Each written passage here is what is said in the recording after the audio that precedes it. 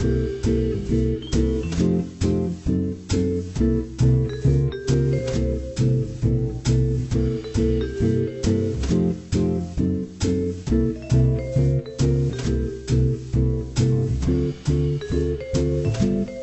like to welcome you to the Red Bank Humanist September Forum. I'm Eric Selden, President of the Red Bank Humanists. Thank you all for coming today. I hope you enjoyed today's program and continue to join us in the future to share ideas, camaraderie, and good spirits with like-minded people. The Red Bank Humanists is a non-profit organization which promotes the ideals of secular humanism. Humanists do not rely upon gods or other supernatural forces to solve their problems or to provide guidance for their conduct. We rely upon the application of reason, the lessons of history, and personal experience to form an ethical foundation and to create meaning in life. Before we begin, I'd like to make a few announcements.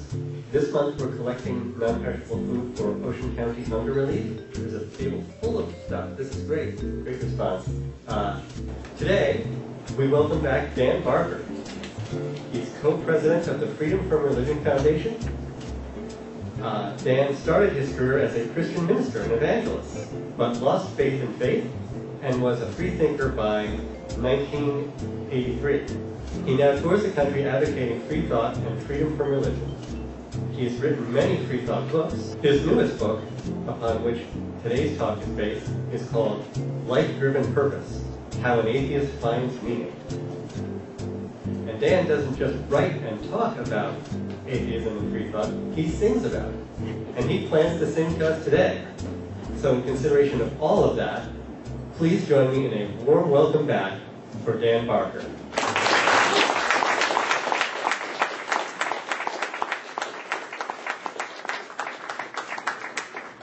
Thank you, Eric. Good to see you again. And thank you, Pat Barr. Where's Pat hiding? For inviting me back again. And Trudy in the back, for doing all the hard work of this. And Bob Lyons, where's Bob? For picking me up at the airport. We had a nice talk from Newark and found out a lot of good stories. So, Claudia and Bill are somewhere here. But really appreciate your fine hospitality.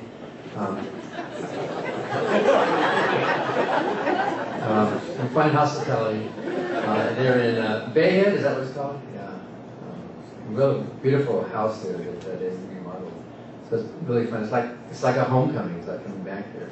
Last time I was here, I think I told you we were in the process of building expansion at the Freedom from Religion Foundation in Madison, Wisconsin.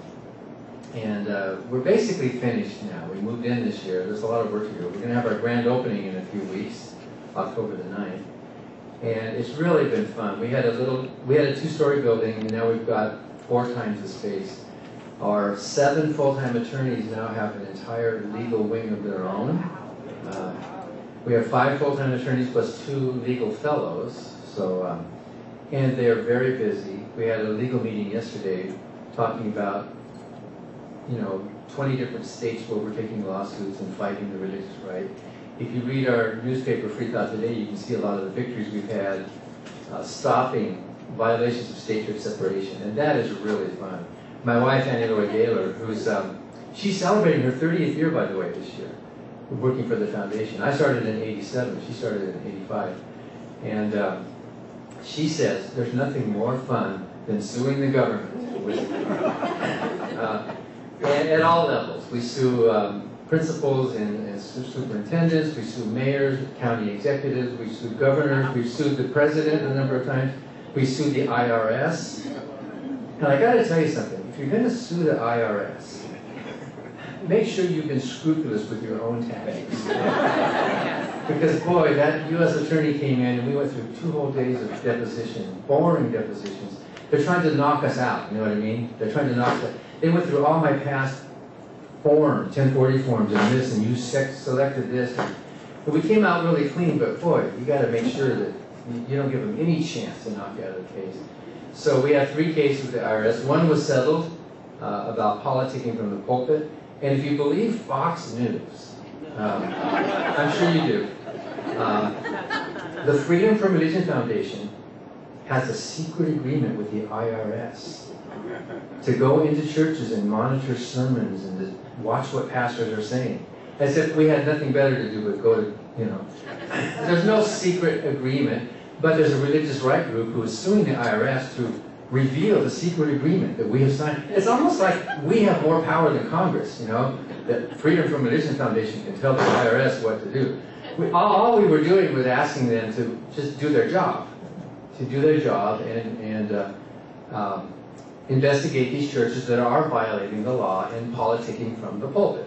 It's part of what they're supposed to be doing. They weren't doing it, so we sued them just to ask them to keep doing their job. They finally said, okay, we're going to do our job. All right, you convinced us. So that was it, and it's all the documents are on our website. There's no secret agreement. But if there is one, I'd love to see it. That would be pretty amazing. We also are suing on the housing allowance for clergy, if you know about that. And we won at federal court. We had a great victory from Judge Crabb in federal court. If you don't know about that case, it's the IRS code allows ministers of the gospel to exclude their housing from income. So wouldn't you love to do that every year? Just all your rent or your housing, all housing expenses, you can just exclude them from income. It drastically lowers your tax liability. We think that's unfair. We don't think it's fair that a special class of people in the country get to have this special benefit the rest of us don't have. So we won the case, but the Seventh Circuit in Chicago overturned it on standing, not on the merits. The court didn't say that we were wrong. The court just said you can't get into court because you failed to do this and you failed to do that. So they told us what we need to do. Yeah, and in fact, it's pretty exciting. I don't want to tell too much about it, but it's pretty exciting. We asked for a refund and hoping not to get it. You know what I mean? Wouldn't you be happy if the IRS told you we are refusing your request for a refund? Well, this is what we're doing. And because by refusing it, then we have injury. So anyway, we're going through that process. It's pretty exciting. And we're going to go back to the same court. And now what are they going to say? They're going to have to rule on the merits. They're either going to have to say, yeah, we're right. It's not fair that clergy get a special break when the rest of us don't. They're not doing any better. Some of them do good things, but they're not doing any better things than you and I or any secular charities doing or that. So, or they're going to have to say, yes, we live in a country that does have a higher class of people that get special benefits and they are religious people. They're going to have to say that, right? So either way, we're going to get a decision out of them. We're also pursuing legal action on the 990 form, which is a tedious form that all nonprofits have to fill. Does Red Bank have to do that? Yeah, okay. We're not required, but we do it. But you do it, yeah. Okay, so, but churches don't. We do and churches don't, so we're pursuing that as well. We just think it should be even, it should be equal. There should be no favoritism or special that. But that's the federal government. We're suing lawsuits. We complained about a Jesus painting in a Kansas school. Have you ever seen that Warner Salmon, sort of that brown tone head of Christ that hangs in a lot of churches since the 1940s? It's sold billions of copies. Hanging in a middle school. And we wrote to the superintendent saying, that shouldn't be in a public middle school. It should be in a church, right? It should be where those people who love Jesus should put it in their stuff. And at first they didn't want to take it down, but we reminded them that we sued in Ohio over the very same Jesus painting on a high school wall, where the principal had said to us, that painting is not coming down without a court order. So we sued. In fact, it was the first time that the Freedom from Religion Foundation, the ACLU of Ohio, and Americans United, we joined up together on a joint lawsuit, and we did get a settlement and a court order to take that Jesus painting down. It ended up costing the school district more than $90,000 to defend this Jesus painting. And so we reminded the Kansas school, we've already taken this to court. And they very quickly said, yeah, it's coming down. So that's kind of nice. It seems like a small thing, doesn't it? A picture on a wall. But when the government is interfering with children, you might have kids in the school and you're teaching them good, solid, humanistic values, and that you may not think Jesus was such a great moral example. You might think, him saying you should hate your family, or that you should beat your slaves, or that you should, run pigs into the ocean and kill them, or, curse a fig tree, or that there should be a lake of fire and burning. And you might not think those are very good values to teach children. What business does the public school have to come in and interfere with your family saying, we think there is a correct religious viewpoint? So that painting is going to go back into some local church somewhere, which is fine. So last year, we had more than 3,000 complaints like that around the country. With, and a lot of them we can't do anything about, or some of them are not actionable. But we sent out more than 1,000 actual first letters and then a bunch of follow-ups on that, and have had hundreds of clear victories without going to court, which is what you want to do. You want to solve these things without going to court. A lot of the times it's a slam dunk. Prayers over the loudspeakers before a Mississippi high school football game, right? Before it starts. So we complain about that, and the principal says, well, we're going to fight this. We're going to take this issue all the way to the Supreme Court if we have to. We have to remind them, that's already been done. That very issue has been taken to the Supreme Court, and you've already lost. So you can't, it's like when you're driving on the highway, there can be some patrol officers who monitor your speed limit, right? Where are the officers of Constitution? There aren't any. It has to be groups like ours. It has to be you in your school, in your town, noticing something, because no one in the government is monitoring that. The IRS doesn't even monitor it. The IRS just responds to complaints of violations. IRS doesn't have, you know, constitutional speeding officers going out around to all these churches. So it's up to us. It's up to you and me to make these complaints. And our attorneys are really happy. They finally have a place where they can spread out. They have offices now, actually. What a concept. An attorney with an office and conferencing. And it's really pretty exciting. You have to come to Madison, Wisconsin, where our headquarters is, and see the new building.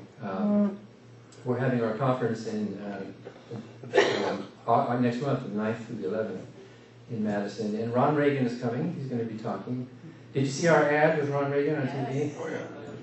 It was censored in a lot of places, but a lot of places took it. We had it on The Daily Show. We had it on the Colbert once. And we're going to run it again, where he talks about FFRF, and then he ends it by saying, Ron Reagan, unabashed atheist, not afraid of burning in hell. And so CBS wouldn't take it. They said, if you take that last line off, then they would run it. Can you imagine that? I mean, what's so bad about that? Not afraid of burning in hell. So we have a T-shirt now. Unabashed atheist, not afraid of burning in hell. We're gonna have those ready for the convention.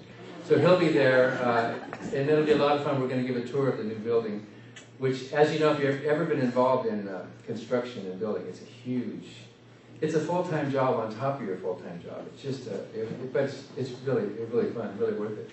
And then one of our members in Arizona, Diane Newell, she said, you know, you're gonna have this new building. You should have a good piano in it. And we thought, well, yeah, that'd be nice. And she said, I'm going to donate money so you can just buy any piano you want. And Annie Laura said, you mean like a Steinway concert piano? Yeah, you should buy any piano you want. And you know, ordinarily, a nonprofit group should not be extravagant with money. You know, people are. It's hard for some of you to give $40 a year to be a member. You don't want to see the organization, you know, buying jets and gold-plated toilets and stuff. You don't want to see that. You want to make sure we're spending the money. However, on the other hand, if somebody gives money to an organization for a specific purpose, you have to spend it on what they give it for. You legally can't divert the money if they gave it for one thing to something else. So I had no choice.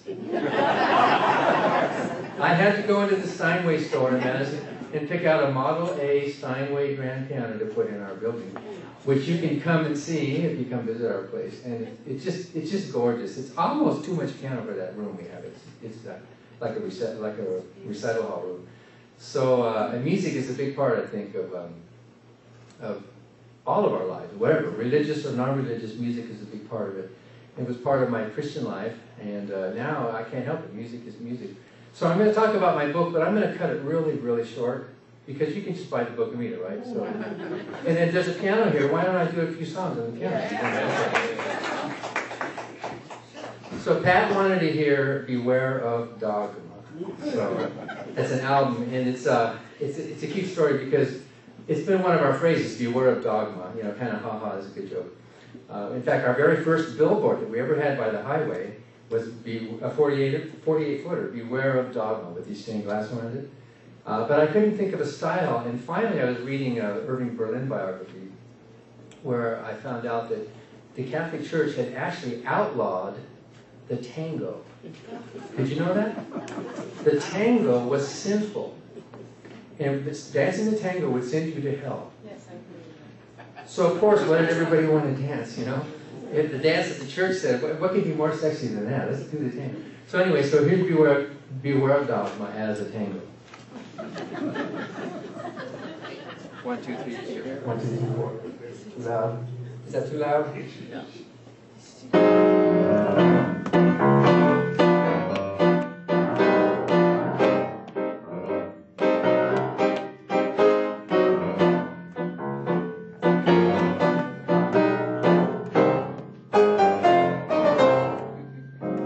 Beware of dogma, it has a bite.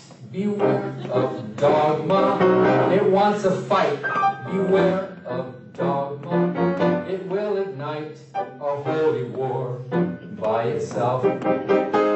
Beware of dogma, it'll trap your mind. Religious dogma, it'll make you blind. Beware of dogma, it's not designed to let you think for yourself. If we let it out in the universe, there will be no doubt. Everything is worse. Beware of dogma.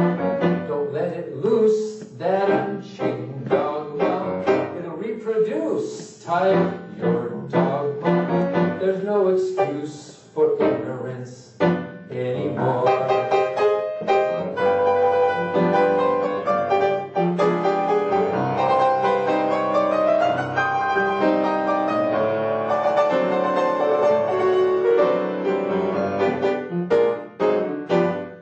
Beware of dogma. Don't let it loose, that unchained dogma. It'll reproduce. Tie up your dogma. There's no excuse for ignorance anymore. Please clean up after your dogma.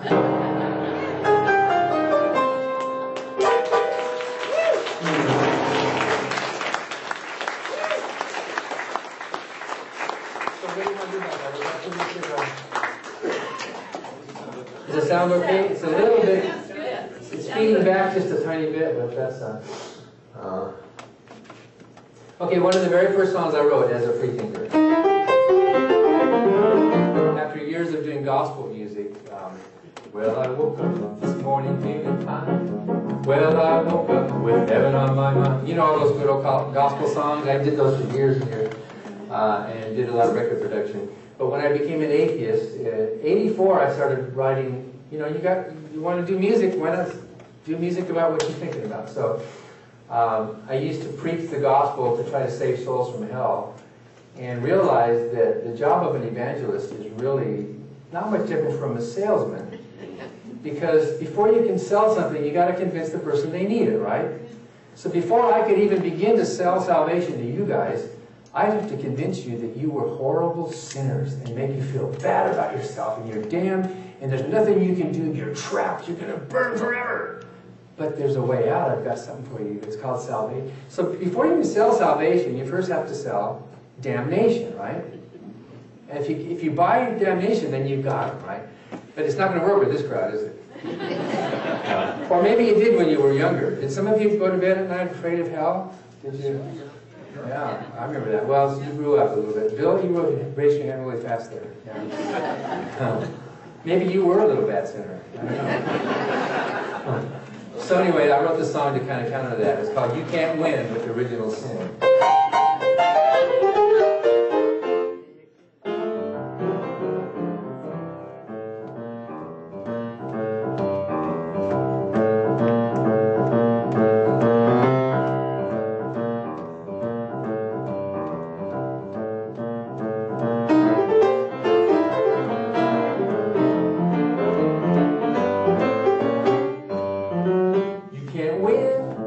You can't win with original sin.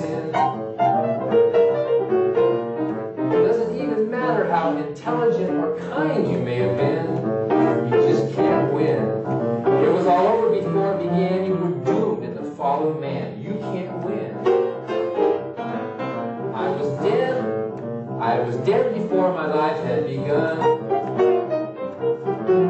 I was dead because of something my great-great-great-great-grandparents had done. That's no fun. Adam and Eve didn't do any wrong. They were set up by God all along. They couldn't win.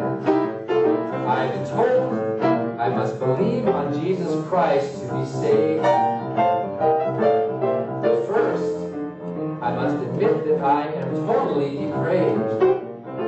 No way. Before you go pointing that finger of blame, just remember, Eve was framed. She couldn't win.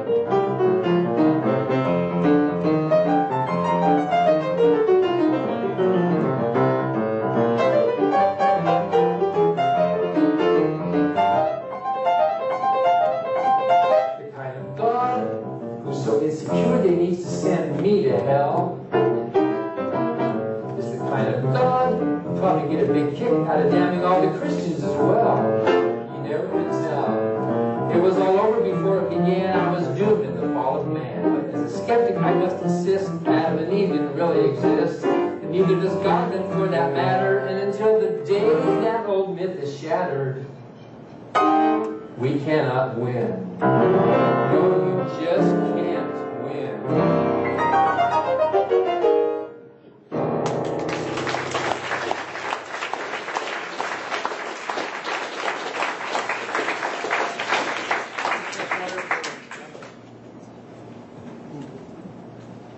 So, a song I haven't done for a long, long time. 1987, the Pope came to America. Pope John Paul. And it was a huge Pope mania. Many of you probably remember, he visited 9 cities, and it was, oh, the Pope's coming to America. I think San Antonio and Los Angeles and Detroit and DC and San Francisco and wherever else, Denver. So we decided to welcome the Pope by writing a song for him. And since he was Polish, we decided to write the Stay Away Pope Polka, which is the song I did. And we went into the studio and we recorded the song. I think it was the very first atheist backup choir in history. I think it was. You can hear it. I have it on one of the albums back there. Annie Laurie and her dad were singing it. It was really a lot of fun. And we were surprised that a lot of the media jumped at that. We sent cassettes. Remember cassette tapes? Yeah. We sent them all over the country, and the media, there's a different angle here. Somebody's actually protesting. And so the feminists in D.C., they sang this song in their protest. The gay rights activists protested the Pope in San Francisco. They sang this song. And the humanists in Phoenix, they sang this song too. In fact, I remember all the words. It's been a long time. If I don't, it doesn't matter because you can hear the song, right? Okay. So this is the Stay Away Pope Polka.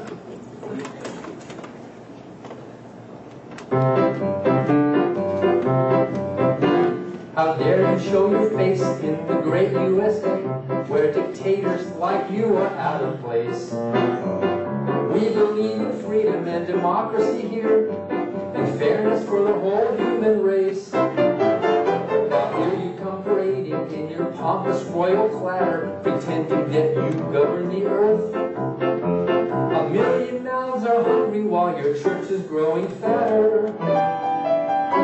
That shows us just how much you are worth. Pope, stay away. Don't come back some other day. It's worse than a sin that we have to pay to hear you preach against the American way.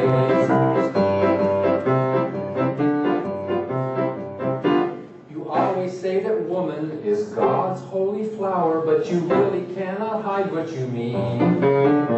If you control her body and won't let her share the power, she just becomes a breathing machine. The world is overcrowded, they're dying of starvation, and you tell us what we need is a prayer. A simple word from you could help control the population. but no, you're too religious to care. Stay away, don't come back some other day. It's worse than a sin that we have to pay to hear you preach against the American gay. You think that we should cower to your great medieval power, but who the devil do you think you are?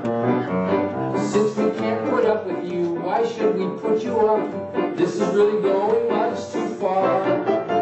You say to pray for peace while your inquisition rages. You take us to the end of our rope. We will never get away from the bloody dark ages till we've excommunicated the Pope.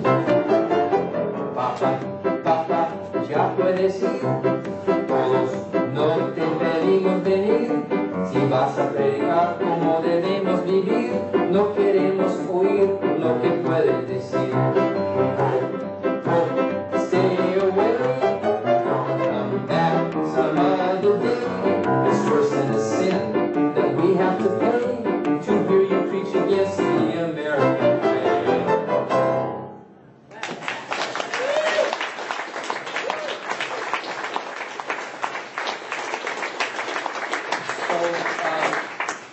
Watch the New York Times on the day that the Pope is addressing Congress for a full-page ad about this very thing. We're taking an ad in the Washington Post, a full-page ad in the New York Times, which, by the way, censored the cartoon. We had a cartoon on the ad that they didn't like.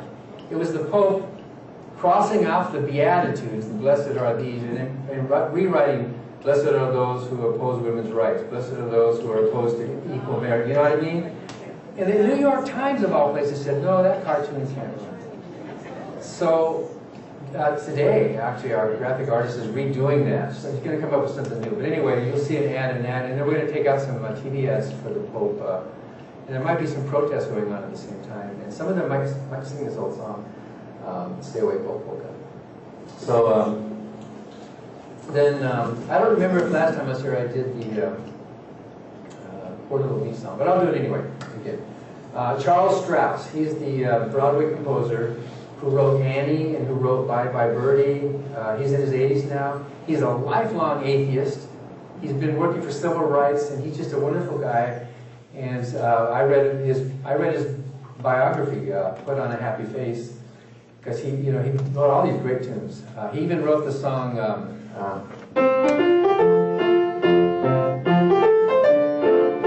Those were the days. And he played the piano on the TV show. And so I just called him. I said, hey, I like your biography. Can we talk to you on the radio? And he said, sure. And there's other atheists? This is great. And we got to talking. He didn't know that Richard Rodgers was an atheist. He didn't know about Irving Berlin being an agnostic. He didn't know about Yip Harburg, the guy who wrote Somewhere Over the Rainbow. All these great musicians who just were non-believers. And so we gave him an award at our convention in Connecticut about 3 years ago. And instead of accepting the award, he got up and said, I'm not much for speeches. Do you mind if I just play a few songs? And we said, do we mind? He played for a half an hour a lot of this good old, the sun will come up tomorrow, and all those things. And one of my favorite tunes of all time is,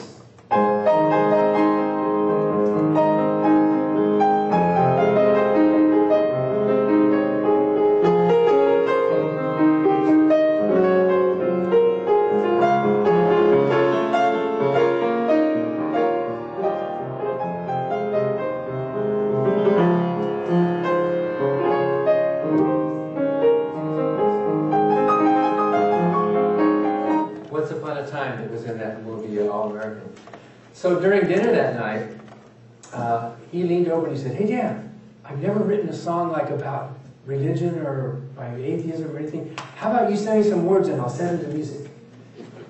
And I'm thinking, whoa.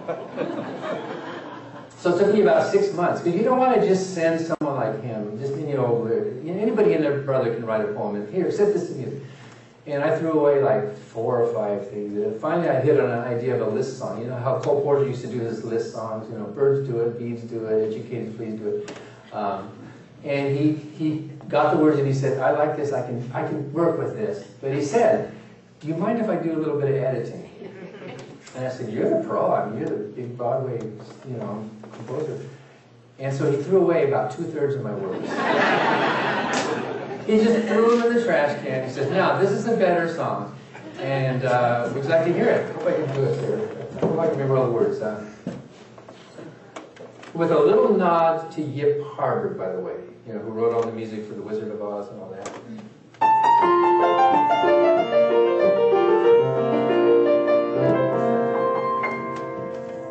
The multitudes mumble mythologies without end, but me, I have trouble with ologies that pretend to show what can't be shown, to know what can't be known. Lutherans have liturgies, Calvinists have creeds, Muslims have their minarets, Catholics have their beads, Methodists have methods, holy truth to ascertain, but poor little me, I only have a brain. Bishops transubstantiate, Shintos ring their bells, Transcendentalists meditate while Wiccans weave their spells. Hindus chant a mantra when they can't relieve the pain. But poor little me, I only have a brain. So fearful of the Netherland, believers band together. Unhappy with the weatherman, the Zunies wave a feather. They dance in circles to demand great spirits and some rain. But what do you do if you only have a brain? Quakers quake and Shakers shake, and Jews eat kosher food. Rastafarians wear their hair in pious gratitude. They all boast of miracles that no one can explain. But poor little me, I only have a brain.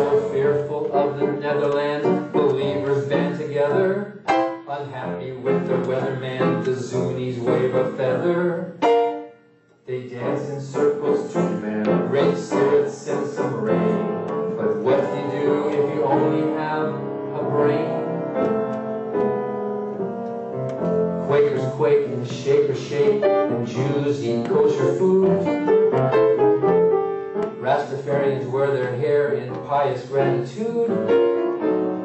They all boast of miracles that no one can explain. But poor little me,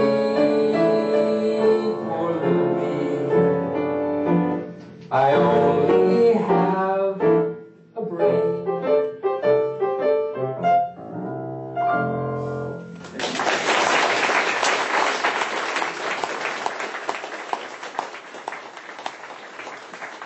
So maybe one more song, and then I can talk for 10 minutes or so about the book. The piano's like a magnet. It's like a surfboard is to some people, or like a artist palette is to others. You just, well, we want to enjoy our lives while we live, don't we? So, my mom was born-again fundamentalist Christian. She raised us boys Christian, and she was a Sunday school teacher. And when I left the faith as a minister after 19 years, it kind of shook up the family a bit. But my mom and dad eventually started thinking, and both became atheists after that, which was really interesting. And I wasn't preaching at my parents. I wasn't like saying, you guys got to think like I do. Usually it's the other way around. Usually it's a top-down kind of thing. One of my brothers, Daryl, very quickly said, oh, okay. It's kind of like as soon as one person stands up and articulates it and puts flesh in the bones, and then other people say, oh yeah, I've had those doubts too. And so it almost gives them permission to have doubts if they hear someone else having the doubts. And Daryl said, yeah, I've always kind of felt those things too, my brother. Of course, I always thought he was kind of a lousy Christian. Daryl admits he's now a strong, open atheist advocate, and he fights for sexual separation. But he admits this his whole idea for Christianity was, how much sin can I commit and still get to heaven? You know, where's that line? You know, so he was so glad to just have permission to just be a human being. You know, not worry about all this stuff.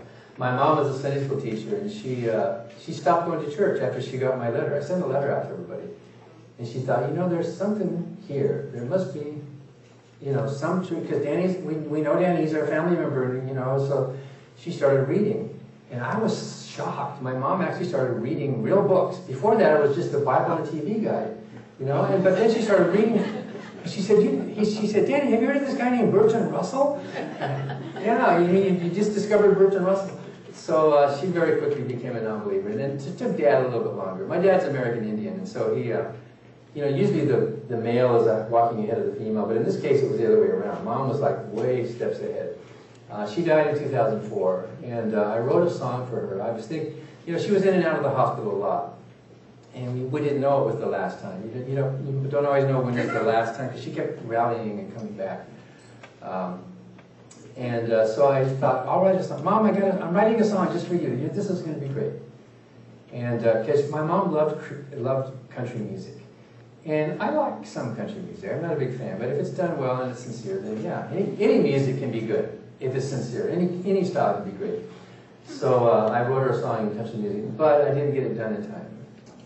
So it's dedicated to Patricia Barker. A song she would have loved. She once told a reporter came to her house and, you know, so you were a Sunday school teacher and you left. And she said, you know what, it's so great being an atheist now, she said, because I don't have to hate anymore. I don't have to decide who's the good guys and who's the bad guys. Who's in the in crowd and who's the out crowd. Who do we like and who don't. We can all just be human beings in one human family. So this is None of the Above, dedicated to Patricia Barker.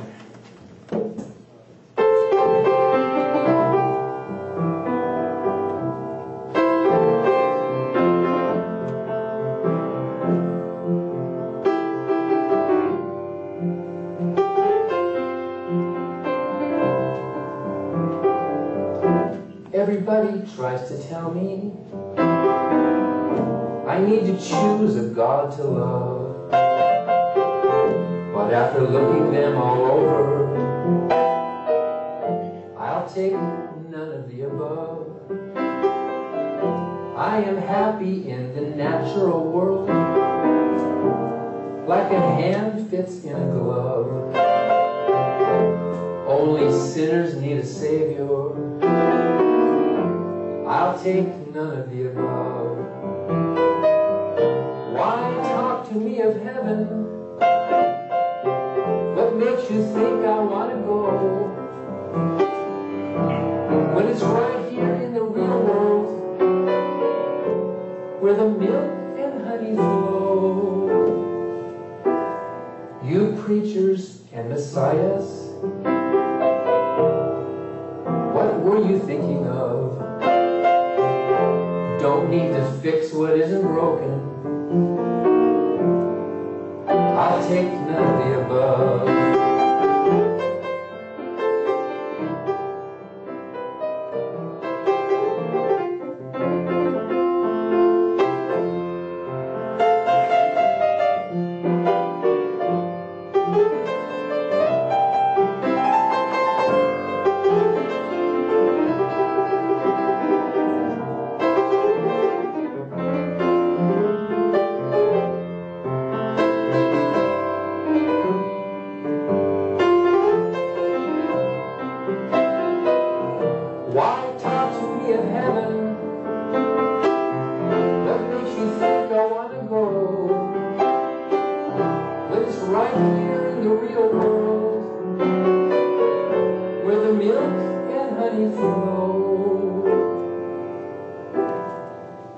preachers and messiahs. What were you thinking of? Don't need to fix what is broken. I'll take none of the above.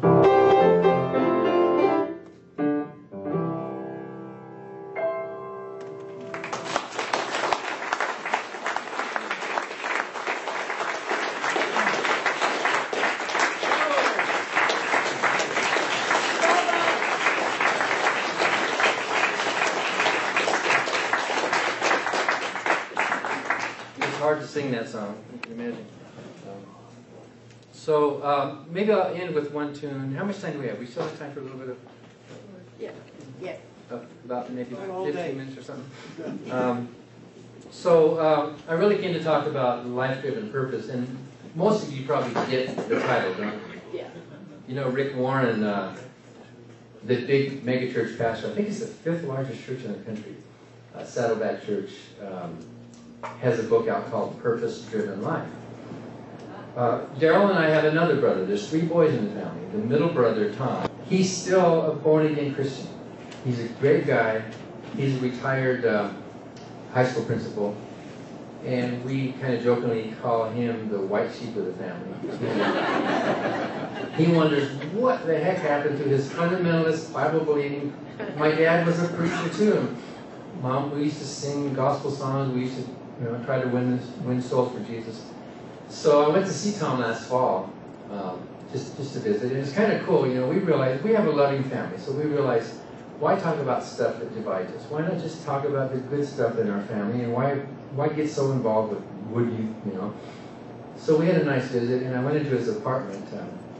He's actually getting divorced, but he had a really nice apartment, and he's very neat person. But there was something wrong, and I couldn't put my finger on it. I was looking around, this is really a nice place, but have you ever gone into someone's home and there's not a single book in the house? Isn't that weird? Except there were 2 books in right above the TV. He had the Bible and the Purpose-Driven Life. He had those 2 books, which I doubt he's even opened them. I doubt he's even read it, but the Bible is the bestseller that is never read by anyone. By the way, I have a new book coming out next fall with Richard Dawkins. Richard Dawkins wrote that sentence about the God of the Old Testament is arguably the most unpleasant character in all fiction. Jealous and proud of a petty, unjust, unforgiving, petty, control freak, megalomaniacal, sadomasochistic, capriciously malevolent bully. It was his idea for this new book. So I've been drowning in the Bible for the last 15 months. And it's at the printer now, so it's called God, the Most Unpleasant Character in All Fiction. And each chapter of the book is one of his nasty adjectives. So there's 19 chapters. The part 1 of the book, it says, Dawkins was right, and there's these 19 chapters documenting with the Bible verses itself. You can't blame us, because we're asking people to please read the Bible. No one reads it. How many of you actually read it? I mean, maybe you can know 3 or 4 verses. But I had to have a part 2. Part 1 was Dawkins was right, but part 2 was Dawkins was too kind. I found 8 more nasty words to put in the book too, so that'll be coming out of the Bible. But I bet you my brothers never rarely even opened it, except maybe to read a devotional passage. The pastor tells you to read this 23rd Psalm that makes you feel good.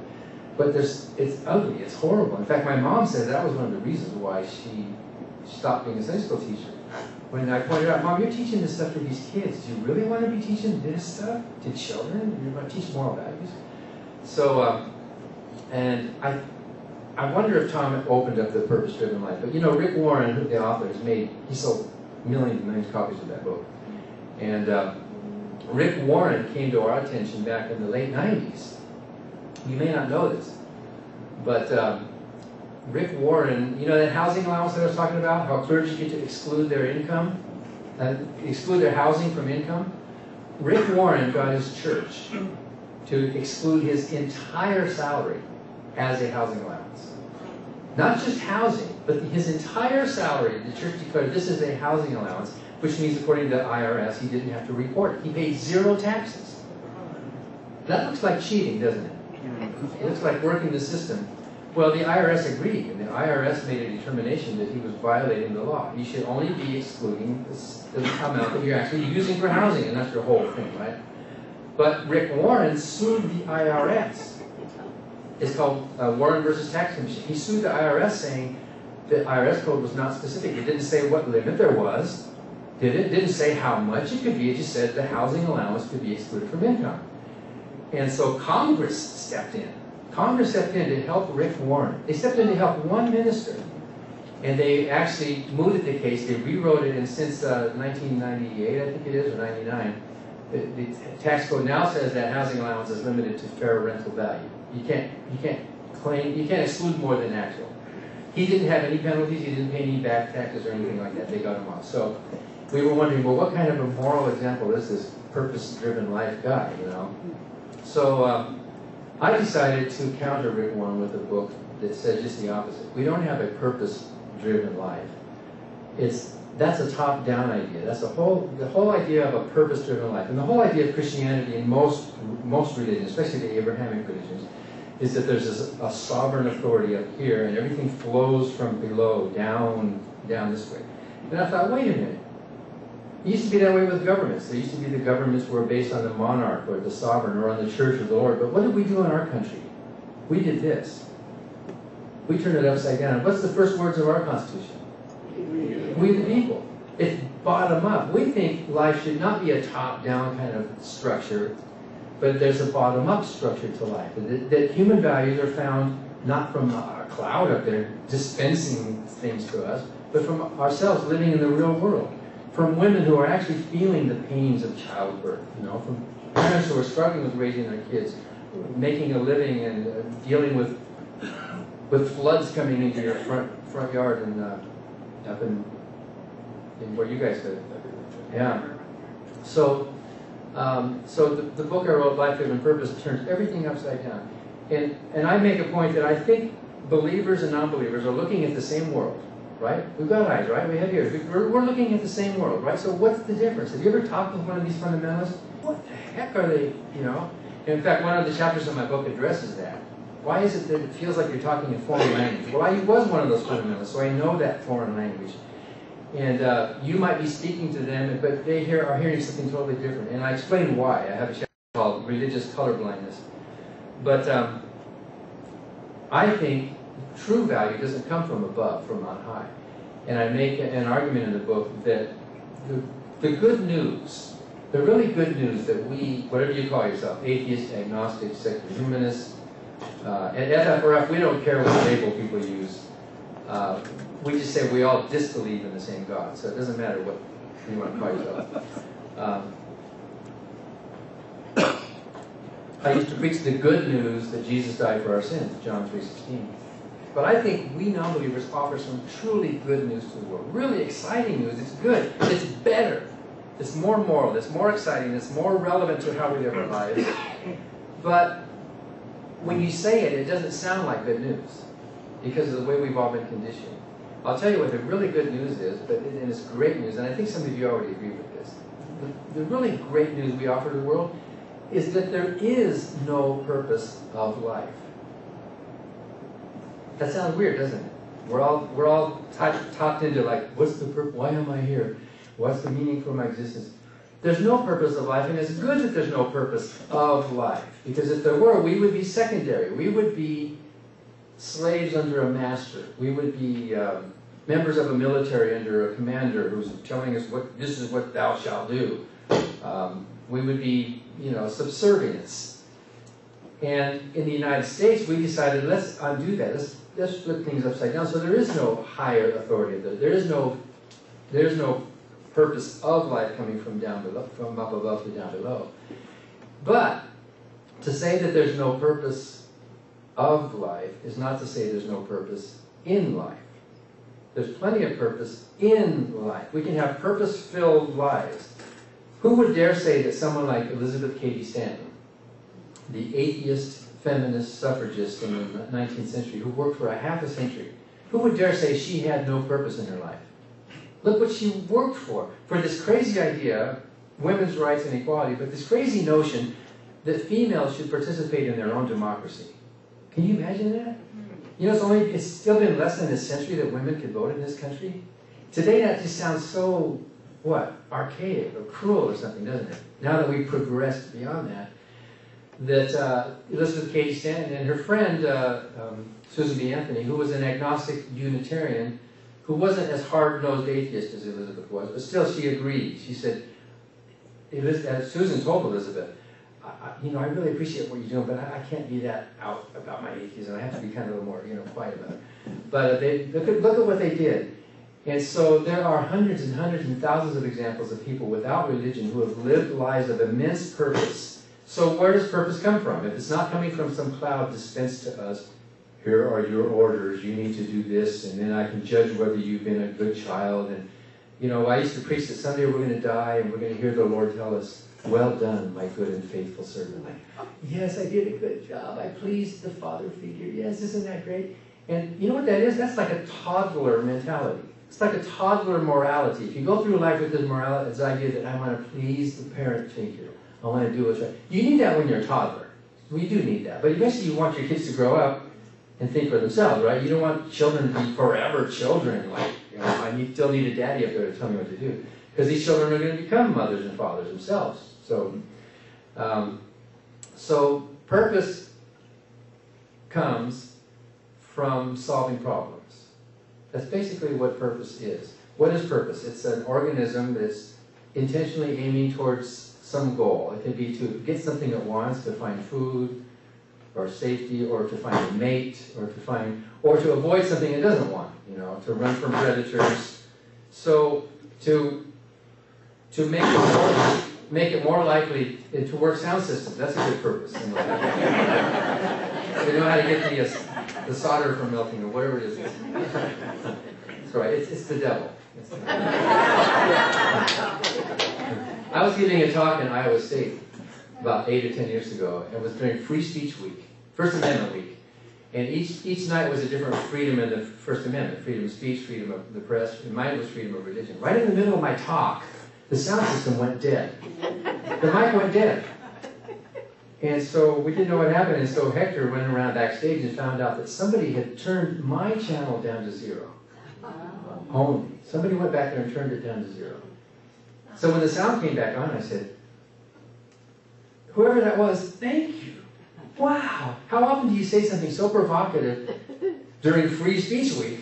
You have to have your microphone turned off, So I took it as a compliment, I know you people don't need to hear this because you all have immensely rich lives, solving problems. And the problem can be anything. It can be hunger, it can be oppression, it can be slavery, it can be lack of equality, it can be natural disasters, it can be diseases. You can name a huge list of problems that we face individually and in our society. There can even be positive problems, like the problem of how best to create this work of art, how best to pursue this scientific quest that we're on. Problems can be positive and negative. But if you have a problem in your life, and you certainly do, we all do, then you have purpose in life. Not purpose of life, but purpose, not a top-down purpose of life, but bottom-up purpose in life. And then I just dissect a lot of what Rick Warren says in his 40 chapters. He picked the number 40 because there's something biblical about the number 40, right?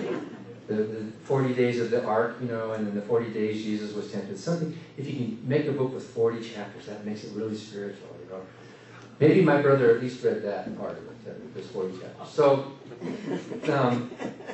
there's a lot more to say about purpose, life-driven purpose. I have a whole chapter in there on morality, where I take C.S. Lewis and turn him around. I have a chapter called Mere Morality, which is my take on how do we non-believers find an objectively justifiable basis for moral decisions. How do you do that? If you don't have some code from heaven telling you what thou shalt or shalt not do, how do we decide our morals? How do we pick our morals? And then I have a philosophy chapter in there about can something come from nothing? In fact, you hear this a lot. I hear this a lot in debates. When I debated in Oxford with a math professor, what was his name? He's a big professor. And Peter Hitchens. Peter Hitchens was Christopher Hitchens' brother, who's nuts. Really. He didn't even argue. He didn't even debate. He just attacked atheists. Atheists just don't have any, he didn't even argue the debate. But, can something come from nothing? You hear that a lot. If nothing comes from nothing and something exists, then where did it come from? Don't you hear that sometimes when you're arguing with people? Why is there something rather than nothing? Lawrence Krauss. But, yeah, Lawrence Krauss has a book out. I quote him too, yeah. Something from nothing, from a scientific answer. There's a philosophical side and there's a scientific side to that. And his book is great. In fact, he shows that indeed something does come from nothing in the physical world. Under the quantum uncertainty, quantum fluctuations of matter and antimatter are constant. Right now, before your very nose, matter and antimatter are spontaneously, randomly coming to existence and immediately canceling themselves out. This, what did Krauss call it? A weird subatomic froth that produces utter silence that's happening. But if you can get one of those two particles to separate, and that could happen like at the edge of an event horizon of a black hole, if you get one of those two particles where one of them actually falls in the hole and one doesn't, you've got something from nothing. You actually have created matter out of absolute void. Absolutely. That's the scientific answer. I also have some philosophical replies to that too. But the easiest, I mean, the soundbite reply, of course, is to ask, well, is God something? If something cannot come, if nothing comes from nothing, then God can't exist, right? Because God is something, and if something can't come from nothing, then God can't even exist either. So you can shoot that one out of the water right away. And then what they have to do is they have to beg the question. They have to say, well, what we mean is nothing except God comes from nothing, right? And as soon as you bring the except God into your initial premise, you're engaged in what's called circular reasoning. You're begging the present. You're already assuming the existence of the thing you're trying to prove. So that's bad. That's just bad reasoning. Or what Bertrand Russell would say is just bad grammar. Putting words. It sounds good when you say them, right? Or Daniel Dennett talks about deepities. These philosophers like to say these words. Love is a four-letter word. And on paper, it looks like, wow, these things really mean something. But if you scratch beneath the surface. So I have a whole chapter dealing with that one. And then the final chapter is just a personal story. It talks about my mom's heritage, and my dad, and the Lenape Indian heritage and all that, and how my great-grandfather was one of the original people in the tribe who defined what the tribe was. And even before that, the history in Manhattan. Our tribe is really smart. I think I told you this last time. We're one of the smartest tribes on the continent. We're the tribe that sold Manhattan for $24. Yeah. So I got to tell you. My brother says, let's go get it back. Let's get the money back. And Daryl said, let's just settle for the, settle for the Trump Tower or something. We'll just settle for anything we get. So, and then after we had 7 migrations basically until we ended up in Oklahoma. Now it's called the Delaware tribe. It's the Lenape tribe. The government calls it because of the Delaware River. So the tribe still exists in Bartlesville, Oklahoma. We went down to 700 members back then. But anyway, I related a lot of those stories and how it relates to my background in that. So, and there's a million more things to say, but I have time for another song. Maybe before we... The farmers pray for precipitation, and they say, in God we trust. Then along comes a drought and dries their crops out and turns their prayers into dust. The next time they need some assistance, they should take the advice of Mark Twain, who said, it's better to check the weather report before you pray for rain. Nothing fails like prayer. Nothing fails like prayer. Use your mind and you will find that nothing fails like prayer. Ask a supernatural power for sunshine on your wedding day. Then along comes a thunder shower and washes your prayers away. When things go right, you praise the Almighty and you give thanks in Jesus' name. But when things go wrong, you change your song and God never gets the blame. Nothing fails like prayer. Nothing fails like prayer. Use your mind and you will find that nothing fails like prayer. You reach the final week of the school year, but you studied your best. So you stay up and cram for the final exam and pray for God's help on the test. You answer the questions with assurance that the Lord will help you sail through. When the results are returned, what have you learned? God's no smarter than you. Nothing fails like prayer. Nothing fails like prayer. Use your mind and you will find that nothing fails like prayer.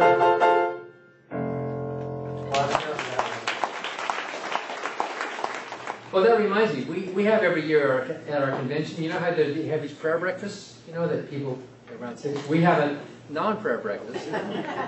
And we don't have a prayer or a moment of silence, but we have a moment of bedlam. So if you come to our convention, come with some way to make noise. The mayor of Madison is coming to our non-prayer breakfast this year. It's the first time a mayor has actually come. So Mayor Sogin will be there to participate in our moment of bedlam.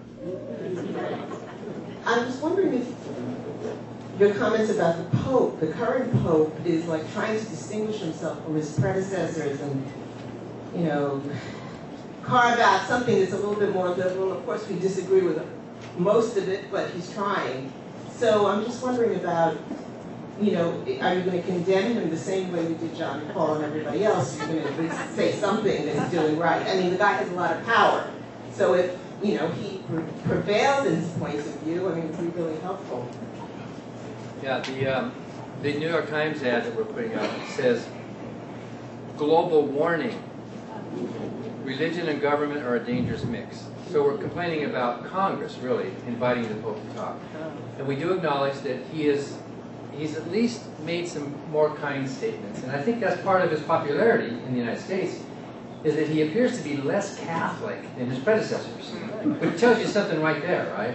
If you were the same old Pope Benedict with the same... So, but most of that is window dressing. The global warming thing is probably the best we can say, and we do acknowledge that.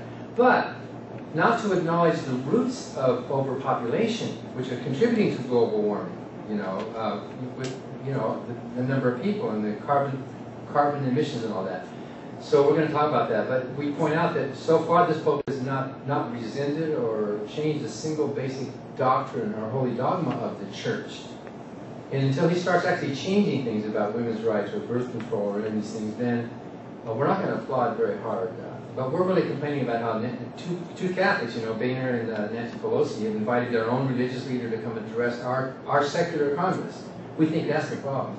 And we're quoting John Kennedy's famous 1960 speech, you know, that I believe in an America where there's separation of church and state is absolute. He was a Catholic running for president, and everybody was worried back then. You remember how that was. He said, where no prelate or religious leader should dictate matters of conscience to the American people. So we're quoting those words as well. Hi. So your organization has been, you know, fighting for the separation of church and state for decades. And I was just wondering if you could assess your progress. Do you think you've actually made progress trying to really make this country truly, this church and state truly separate, or has the resistance only strengthened? Because I see people get very angry, at least on TV. I've seen you on TV before. They get very angry at you. So I'm wondering, how would you assess your organization's progress? Yeah, well, we take the anger as a compliment, which means we're doing something right, right? If you're not getting criticized, you're not fighting any battles. So we kind of think if we're not getting the crank mail, we're doing something wrong. So that's kind of the way it is, especially on Fox News. Fox News, if you read Joe Muto's book of The Atheist in the Fox House, is that what it was called? He was an atheist producer for Bill O'Reilly, where the motto, Bill O'Reilly's motto is outrage equals ratings. So if you're watching the TV, they have to have this over-the-top out. You know, and the way they paint us as these, you know, which is kind of a compliment, really. But yeah, we are making a difference, and we see it. That little story that I mentioned about the Jesus painting in Kansas, the fact that we could point to a previous lawsuit where they lost and it was taken down, made it so easy for them to say, all right, we're doing the same thing. So we just took a lawsuit in Georgia. We've been wanting to sue in the Georgia schools for a long time, and we won. We got a good settlement. We won a good settlement. We got everything we wanted, and then they had to pay like $85,000.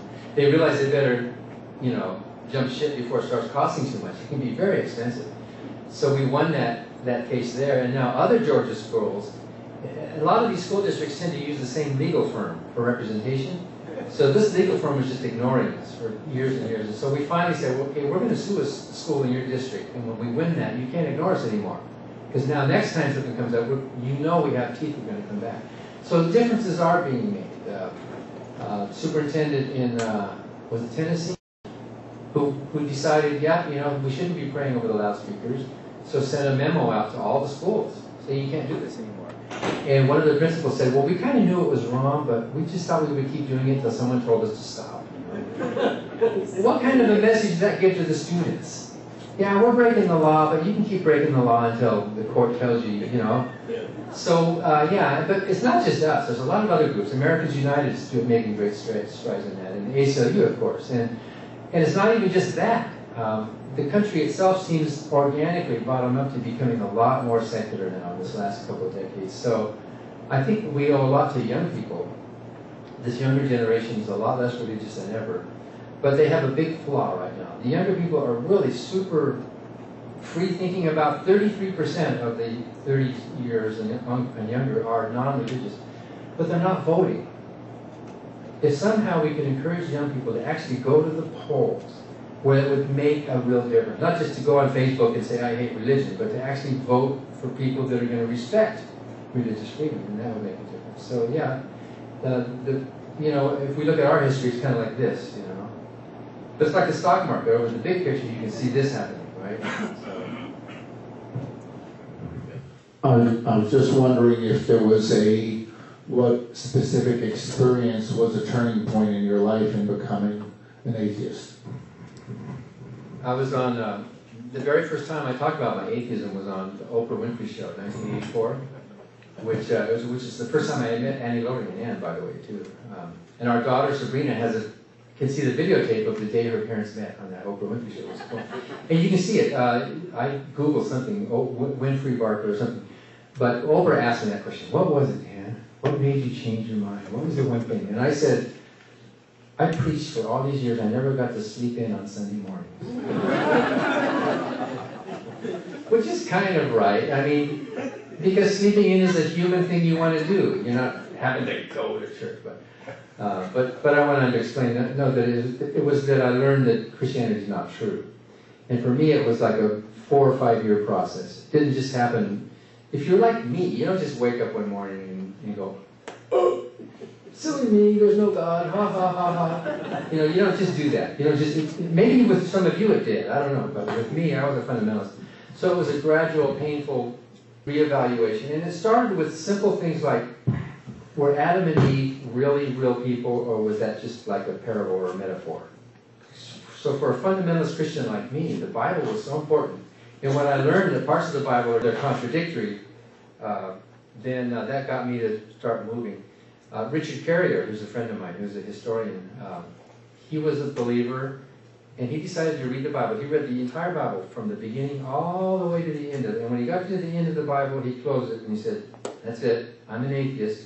He read it. He actually read it and looked at it, you know.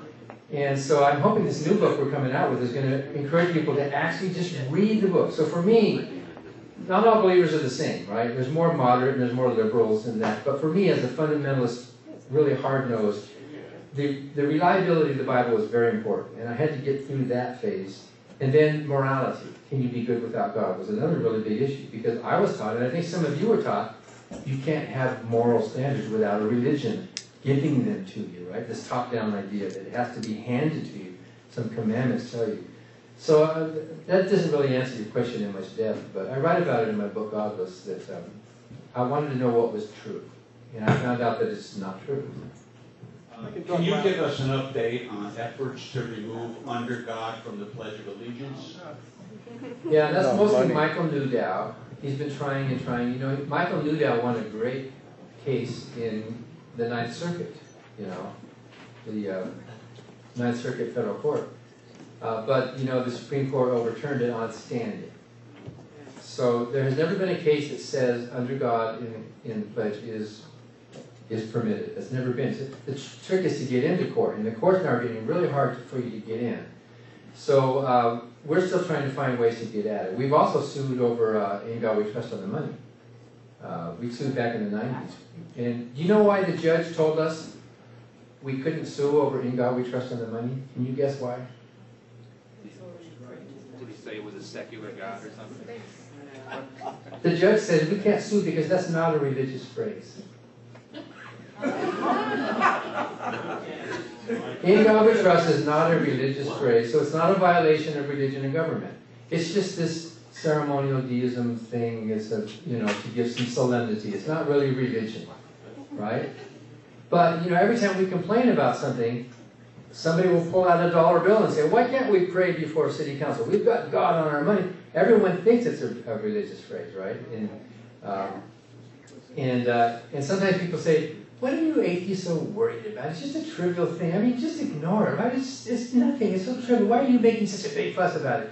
And I say, well, if it's such a trivial thing, you wouldn't miss it if it were gone. But of course they would. It's not a trivial thing. It's a big, maybe this is not the best analogy, but it's like these territorial animals who go around marking off their boundaries, This is ours, this is Christian, this is Christian, our money's got God. It's like they want to make sure their stamp is on everything. So we're going to keep trying. And Mike Newdow, he's a real hero. A lot of people disagree with his tactics, but we think he's a real hero in the way he's approaching a lot of it, hitting him straight on. He's an attorney. The only case he's ever argued as an attorney was before the United States Supreme Court. He went right to the court and argued that. That's a good story. I have a grandson, Isaiah, who's a wonderful church musician, who's getting married, and I'm not invited. He doesn't want his atheist grandfather. Oh my God. So, which is weird in a family like that. And other family members are saying, "Isaiah, that's your granddad. That's your that's Papa, But he's got a Christian fiance, and they're very, very big on that, and they don't want anything messing up their wedding. So I don't know what to do about it. I guess we'll send him a big gift and just leave it at that. Well, at this point, I'd just like to wrap it up. I want to once again thank you very much, Dan.